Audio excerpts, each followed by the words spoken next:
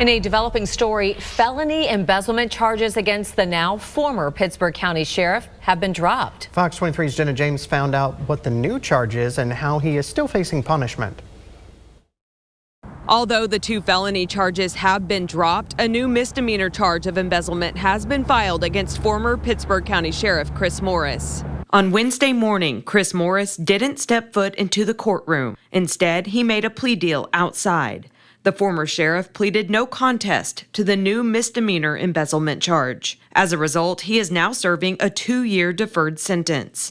He paid back the county $600, and his cleat certification is revoked for 2 years. If you're an elected official and you violate the law and it's discovered, then prosecutors will file charges and move forward and see that justice is done for the citizens. And that's what we did in this case.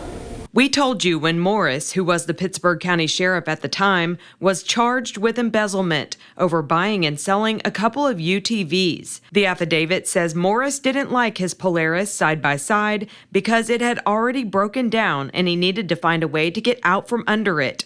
It says he sold it to the business, Vickers Power Sports. Then the sheriff's office bought the Polaris for an inflated value. Court documents show after getting a higher trade-in value, Morris could then buy a new ATV at a reduced price. The affidavit says Morris defrauded the county and personally benefited from the transaction. I messaged Chris Morris on Facebook. He didn't comment on this plea deal, but says he will continue spending his time on real estate and his music. On January 2nd, Chris Morris officially resigned as sheriff, though in his letter he used the word retiring, which he is not eligible for.